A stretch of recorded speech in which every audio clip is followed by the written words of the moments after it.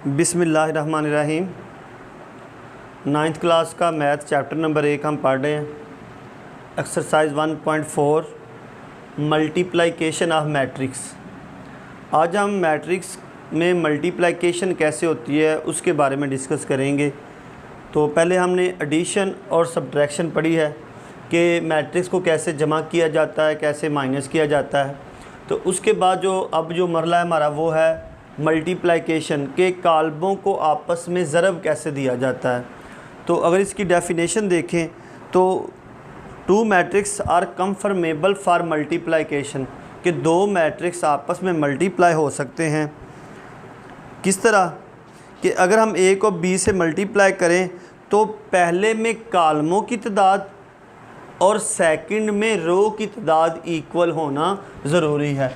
यानी पहले में हम मैट्रिक्स 1 में हम देखते हैं किसकी तादाद काउंट करेंगे, कॉलम्स की तादाद। किसको काउंट करेंगे, कॉलम को। और दूसरे में किसको काउंट करेंगे, रो को, यानी ये। अब पहले में कितने कॉलम हैं जी, C1 C2, और यहाँ पे रो कितनी है 2। तो अगर पहले में कॉलम और दूसरे में रो बराबर हो जाएं, यानी एडिशन कब पॉसिबल होती है, यानी मल्टीप्लिकेशन कब पॉसिबल होती है, जब पहले के कॉलम और दूसरे की रो आपस में इक्वल हो तो फिर मल्टीप्लिकेशन हो सकती है। यानी अगर फॉर एग्ज़ाम्पल हमारे पास क्वेश्चन आ जाता है, यानी कि हमारे पास ए है 1 4 7 9 और बी है हमारे पास 1 2 3 7 9 4 2 1 3। तो अब यहाँ पे देखिए कितने कॉलम हैं जी, 2, और यहाँ पे रो कितनी है जी हमारे पास 3। तो क्योंकि ये इन पहले में कॉलम और दूसरे की रो इक्वल नहीं है तो this is not conformable for multiplication. तो ये इस अमल में मैट्रिक्स आपस में मल्टीप्लाई नहीं हो सकते। तो मल्टीप्लिकेशन के लिए मैंने क्या रूल बताया है कि पहले में मैट्रिक्स में जो होंगे वो कॉलम काउंट होंगे और दूसरे में क्या काउंट होंगी, रो काउंट होंगी। तो जब ये दोनों बराबर होंगे तो फिर मल्टीप्लिकेशन हो सकती है, अदरवाइज़ मल्टीप्लिकेशन पॉसिबल नहीं होगी। जैसे पहला हमारा क्वेश्चन है, सिर्फ हमने येस और नो में आंसर देना है। क्वेश्चन नंबर 1 है, तो ये हमारा पहला पार्ट है इसका 1 -1 0 2, और इसके साथ है -2 एंड 3। अब आपने बताना है कि ये मल्टीप्लाई हो सकता है कि नहीं। अब देखें पहले में कितने कॉलम हैं जी, 2, और दूसरे में रो कितनी है 2। तो यस, तो ये मल्टीप्लाई हो सकता है। अगर दूसरा है वो देखें 1 -1 1 0, आगे है जी 2 -1 1 एंड 3। कितने कॉलम है पहले में 2, और दूसरे में रो भी कितनी है 2, तो सेम है। तो यस, मल्टीप्लिकेशन पॉसिबल है। तीसरा है हमारे पास, पहले में 1 -1 और दूसरा है 0 1 -1 एंड 2। पहले में कितने कॉलम हैं जी 1, और दूसरे में रो कितनी है 2, तो नॉट।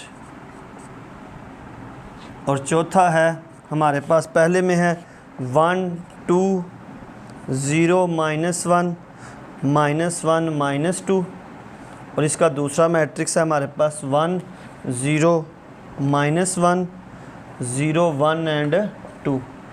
अब देख लें पहले में कितने कॉलम हैं जी हमारे पास 2, और दूसरे में रो कितनी है 2। तो कॉलम और रो इक्वल हैं, तो this is conformable for multiplication. तो हमने यहाँ पे सिंपल यही देखा है कि कब मैट्रिक्स मल्टीप्लाई हो सकते हैं, कब नहीं हो सकते। आगे हम इसकी एक और एग्जांपल देख लेते हैं। वो हमारे पास है जी 3 2 1 0 1 -1, और इसका दूसरा है हमारे पास 1 0 -2 1 2 और -1। अब यहाँ पे देखें 1 2 3, कितने कॉलम है हमारे पास 3 1 2 3, और रो भी कितनी है 3। तो हम क्या कहेंगे, yes this is conformable for multiplication. तो पहला सवाल बिल्कुल सिंपल सा था कि हमने सिर्फ यही बताना है कि मैट्रिक्स मल्टीप्लाई हो सकते हैं या नहीं, यानी आपने सिर्फ येस और नो में आंसर देना था ताकि अगले सवालों के लिए आपके पास आसानी हो। यानी अगर आप यहाँ से अब आप अंडरस्टैंड कर चुके हैं कि कौन सा मैट्रिक्स जो है वो आपस में मल्टीप्लाई हो सकता है, कौन सा मल्टीप्लाई नहीं हो सकता। अब हमारे पास क्वेश्चन नंबर 2 है, तो वो है जी ए हमें दिया हुआ है, वो है 3 0 -1 2 और बी हमें दिया हुआ है वो है जी 6 and 5। और क्वेश्चन वो पूछता है, इसके 2 पार्ट हैं। पहले में पूछता है a मल्टीप्लाई बी और दूसरे में पूछता है b मल्टीप्लाई a। अगर जर्नली हम लोग देख रहे हैं, यहाँ पे मैं आप एक एग्जांपल ज़रूर दूंगा। अगर हमारे पास a है जर्नली आमतौर पर 3 और b क्या है 2, तो हम a b को अगर मल्टीप्लाई करें तो वो हो जाएगा 3 और 2, 3 2s are 6। अगर इसी को हम b a लिख लें, यानी b पहले और a बाद में, तो 3 2s are 6। जर्नली अगर हम लोग देखें तो a b बराबर होता है b a के, लेकिन मैट्रिक्स में ये असूल जो है ये लाजमी नहीं है कि a और b b a के बराबर हो। यहाँ पे नहीं, जर्नली आम अगर देखें तो ये बराबर होते हैं। अब हम ज़रा a b पे देख लेते हैं, a b। अब यहाँ पे पहले क्या लिखा हुआ है a, बाद में क्या लिखा हुआ है b, तो पहले किसकी वैल्यू हमने लिखनी है a की, 3 0 -1 2 और अब b की वैल्यू लिख लें 6 and 5। सबसे पहले देखें ये मल्टीप्लाई हो सकते हैं या नहीं। a में कितने मैट्रिक्स कॉलम है 2 और b में रो कितनी है 2, तो यस ये मल्टीप्लाई हो सकता है। अब हम इसकी मल्टीप्लाइकेशन आपको समझाता हूँ कैसे होगी। जब मल्टीप्लाई करना है तो पहले में पहली रो लेनी है आपने। मल्टीप्लाई करते हुए क्या करना है, पहले में क्या लेंगे, पहली रो, और दूसरे में क्या लेंगे, पहला कॉलम, यानी फर्स्ट रो फर्स्ट कॉलम। यानी पहले में से आपने पहली रो लेंगे, दूसरे में फर्स्ट कॉलम, तो फर्स्ट रो फर्स्ट कॉलम लेंगे। तो 3 मल्टीप्लाई 6, साइन हमेशा यहाँ पे प्लस का यूज़ होगा, 0 multiply 5, first row first column complete हो गया। अब अगर यहाँ पे कॉलम एक और होता तो हम इसी फर्स्ट रो के साथ सेकंड कॉलम को मल्टीप्लाई कर देते, लेकिन कॉलम क्योंकि एक ही था तो first row first column complete. अब रो कौन सी लेनी है आप लोगों ने, सेकंड, और कॉलम फिर स्टार्ट से फर्स्ट, तो second row first column -1 multiply 6 +2 multiply 5। तो सेकंड रो कॉलम एक ही था, तो यहाँ पे हमारा सवाल यही यहाँ पे ख़त्म हो जाएगा। 3 6s are 18, 0 मल्टीप्लाई 5 0। कोई भी चीज़ 0 से मल्टीप्लाई हो वो 0 रहती है, 0 से कोई भी चीज़ मल्टीप्लाई हो डिवाइड हो वो 0 ही रहती है। Minus plus, -6 1s are 6, 5 2s are 10, 18 + 0 18, -6 + 10 4। ये हमने क्या किया है, a मल्टीप्लाई b। अब आपने दूसरा क्या है जी, b मल्टीप्लाई a। अब यहाँ पे देखें, जो वो मैंने हमेशा कहता हूँ कि मैट्रिक्स में जिस तरतीब से वो कहता है आपने उसी तरतीब से चलना है। यहाँ पे हम अपनी मर्ज़ी नहीं कह सकते हम a पहले लिख लें b बाद में, नहीं। उसने कहा b a, मतलब b को पहले लिखें 6 5 और बाद में a की वैल्यू 3 0 -1 2। तो पहले में कितने मैट्रिक्स हैं जी, 1, और दूसरे में रो कितनी हैं 2, तो हम कहेंगे नॉट पॉसिबल, यानी ये मुमकिन नहीं है, इनकी मल्टीप्लिकेशन नहीं हो सकती। क्यों नहीं हो सकती, क्योंकि पहले के कॉलम और दूसरे की रो इक्वल नहीं है, तो ये मल्टीप्लिकेशन नहीं हो सकती। आगे हमारे पास क्वेश्चन नंबर 3 है। ये कुछ मैट्रिक्स दिए हुए हैं, हम उनको मल्टीप्लिकेशन, ताकि आपको मज़ीद इसको समझने में मदद मिल जाए, तो हम क्वेश्चन नंबर 3 कर लेते हैं इसका। उसके हमारे पास 5 पार्ट है और बड़ा आसान सा है ये। पहला है जी इसका 1 2 4 0। अब आप देख रहे, अब ये जो ऐसे रखे ना हम तो ये क्या होता है, कॉलम 1 2 कॉलम, और ऐसे रखे तो रो होती हैं 1 और 2 रो। तो यहाँ पे 2 ही कॉलम है और 2 ही रो है, तो मल्टीप्लिकेशन हो सकती है। तो 1 multiply first row first column होगा, 1 multiply 4 plus 2 multiply 0। 4 1s are 4, 2 0 are 0। तो आंसर क्या आ जाएगा, सिर्फ 4। First row first column. अब इसका दूसरा पार्ट देख लें, बिल्कुल इसी तरह है। 1 2 आगे है 5 और -4। उसी तरह पॉसिबल है, first row first column 1 multiply 5 plus 2 multiply -4। 5 1s are 5 plus minus minus 4 2s are 8। तो 5 - 8 कितना हो जाएगा, 3। आगे हम इसका थर्ड देख लेते हैं क्या है। थर्ड है हमारे पास -3 0 और आगे है हमारे पास 4 एंड 0। पॉसिबल है मल्टीप्लिकेशन, तो first row first column 3 multiply 4 plus 0 multiply 0। Minus plus minus और 0 का 0 ही आ जाएगा, तो ये हो जाएगा -12। ये क्वेश्चन नंबर 3 था पार्ट। क्वेश्चन नंबर 4 सेम एक ही तरह के हैं। 6 0 और आगे है 4 0। 0 से कभी भी प्लस या माइनस का नहीं होता, तो 6 multiply 4 plus 0 multiply 0। 6 4s are 24 plus 0। तो 24 में 0 प्लस करेंगे तो सेम ही वैल्यू रहेगी, कोई फ़र्क नहीं आता। इसी में आगे हमारे पास है क्वेश्चन नंबर 5, वो ज़रा देख लेते हैं हम लोग। यहाँ से आपको मज़ीद इसकी जो मल्टीप्लिकेशन है वो मज़ीद यहाँ पे आप अंडरस्टैंड कर जाएंगे।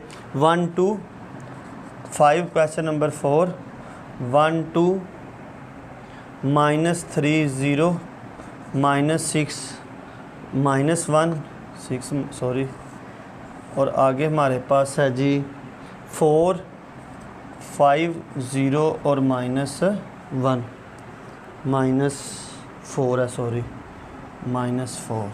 अब देखें ज़रा, अब यहाँ पे पहले देख लेते हैं 1 2 मैट्रिक्स 1 और 2 रो, 2 ही यहाँ पे कॉलम है और 2 ही रो हैं। तो अब इसको मल्टीप्लाई कर लेते हैं। मल्टीप्लाई का रूल क्या है, मैंने आपको बताया, first row first column 1 multiply 4 plus 2 multiply 0। अब यहाँ से आपको मल्टीप्लिकेशन क्लियर हो जाएगी, ज़रा देख लें। अब रो कौन सी फर्स्ट थी, कॉलम भी फर्स्ट था। अब फर्स्ट रो उस वक्त तक मल्टीप्लाई होती रहेगी जब तक सारे कॉलम ख़त्म ना हो जाएं। फर्स्ट रो फर्स्ट कॉलम ख़त्म, फर्स्ट रो सेकंड कॉलम अगर हो, first row third column, first row 4 column, जब तक सारे कॉलम ख़त्म ना हो जाएं फर्स्ट रो मल्टीप्लाई। अब first row first column complete space दे के फर्स्ट रो सेकंड कॉलम, यानी 1 मल्टीप्लाई 5 प्लस 2 मल्टीप्लाई -4। अब first row first column first row second column, सारे कॉलम ख़त्म हो गए, फर्स्ट रो अब ख़त्म। अब रो कौन सी लेंगे हम लोग, सेकंड, तरतीब वही, second row first column -3 multiply 4 plus 0 multiply second row first column. अब second row second column -3 multiply 5 plus 0 multiply -4।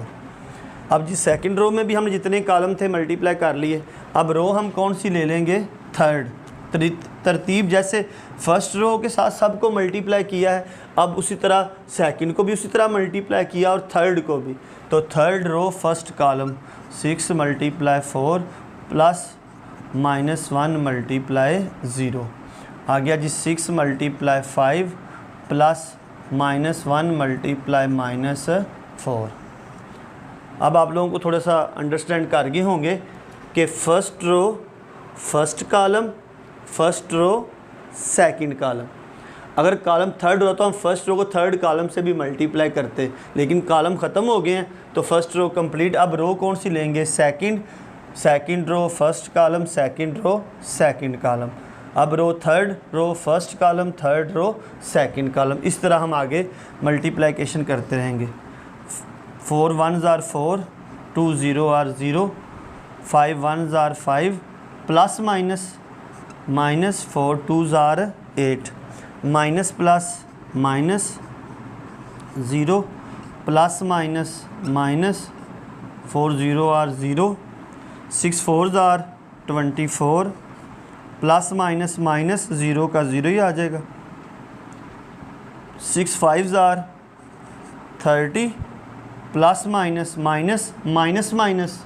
Plus 4 1s are 4। अब जी 4 प्लस 0 4 ही आता है, 5 प्लस का है 8 माइनस का, कैलकुलेटर इस्तेमाल कर सकते हैं, -3, यहाँ पे -12 है, -15 ही है, 24 और 30 प्लस 4 34। ये हमने क्या किया है, क्वेश्चन नंबर 4 का पार्ट 5। आगे इसी तरह जो भी मैंने मल्टीप्लिकेशन की है, इस तरह क्वेश्चन नंबर 5 बिल्कुल सेम इसी तरह मल्टीप्लिकेशन होगी। उसके भी 4-5 पार्ट हैं। पहले पार्ट पे बात करते हैं, 5 पार्ट ए पे बात कर लेते हैं इसके। वो है 2 3 1 1, 2 3 1 1 और है आगे है जी 0 -2 और ये मल्टीप्लाई हो रहा है 2 -1 3 एंड 0। अभी हमने बात की यहाँ पे हमारे पास 2 कॉलम हैं और 2 रो हैं तो मल्टीप्लिकेशन हो सकती है। तरीका वही, first row first column, 2 × 2 plus 3 × 3, first row first column, first row second column, 2 × -1 plus 3 × 0। First row complete. अब रो ले लेंगे second row first column, 1 × 2 plus 1 × 3, second row second column, 1 × -1 plus 1 × 0। अब सेकंड रो भी हमारे पास कंप्लीट हो गई है। अब रो कौन सी लेनी है हमने, थर्ड, 0 × 2 प्लस -2 × 3। अब third row second column, 0 × -1 plus -2 × 0, 2 2s are 4, 3 3s are 9, plus minus 0 का 0, 2 1s are 2, 3 1s are 3, plus minus 0 का 0, 0 का 0, plus minus 3 2s are 6, plus minus 0 और 0 ही रहेगी। यहाँ पे माइनस भी लगा सकते हैं, प्लस भी लगाएं तो 0 के साथ प्लस माइनस से कोई फ़र्क नहीं पड़ता। 13 -2 5 -1 -6 एंड 0। ये है जी क्वेश्चन नंबर 5 का पार्ट ए। इसी तरह इसका पार्ट बी देख ले ज़रा। वो है जी 1 2 3 4 5 6 और ये मल्टीप्लाई हो रहा है 1 2 3 4 -1 1। अब देखें ज़रा यहाँ पे 1 2 3 कॉलम, 1 2 और 3 रो हैं, मल्टीप्लिकेशन हो सकती है। फर्स्ट रो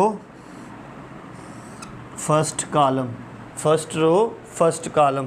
अब 3 3 है तो कोई इशू नहीं है। 1 × 1 plus 2 × 3 plus 3 × -1, first row first column, space दे के first row second column, 1 × 2 plus 2 × 4 plus 3 × 1, first row second column. अब रो कौन सी ले लेंगे हम लोग, सेकंड कॉलम, फिर first, 4 × 1 plus 5 × 3 plus 6 × -1, second row second column, 4 × 2 plus 5 × 4 plus 6 × 1। अब जी इनको आपस में मल्टीप्लाई कर ले। 1 1 jar 1, 2 3 jar 6, plus minus 3, 2 1 jar 2, 2 4 jar 8, 3 1 jar 3, 4 1 jar 4, 5 3 jar 15, plus minus 6 1 jar 6, 4 2 jar 8, 5 4 जार 20, 6 1 जार 6। अब जी 1 और 6 7, 7 में से 3 बाकी 4, 8 to 10 और 3 13, 4 प्लस 15 19 माइनस 6 13, 28 और 6 34। तो ये था हमारे पास 5 का पार्ट बी। आगे हमारे पास है जी क्वेश्चन नंबर 6 का पार्ट सी, सेम है। अब डी वाला मैं करता हूँ, ज़रा थोड़ा सा चेंज है तो ये आपको समझा देते हैं। ये है जी 8 5 4 6 एंड 4 और ये मल्टीप्लाई हो रहा है इसके साथ है जी 2 -5/2 -4 एंड 4। सेम तरीका फर्स्ट रो फर्स्ट कॉलम 8 × 2 + 5 × -4। अब फर्स्ट रो सेकंड कॉलम है 8 × -5/2 + 5 × 4। First row first column, first row second column complete. अब रो कौन सी लेंगे? सेकंड। और कॉलम फर्स्ट 6 × 2 + 4 × -4 आ गया 6 × -5/2 + 4 × 4। Second row first column, second row second column 8 2 जार 16 ± -5 4 जार 20।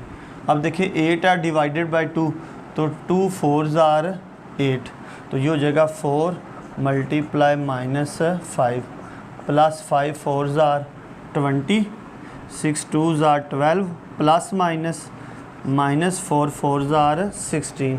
अब ये 6 है 2 है तो 2 3 जार 6 तो 3 × -5 + 4 4 जार 16।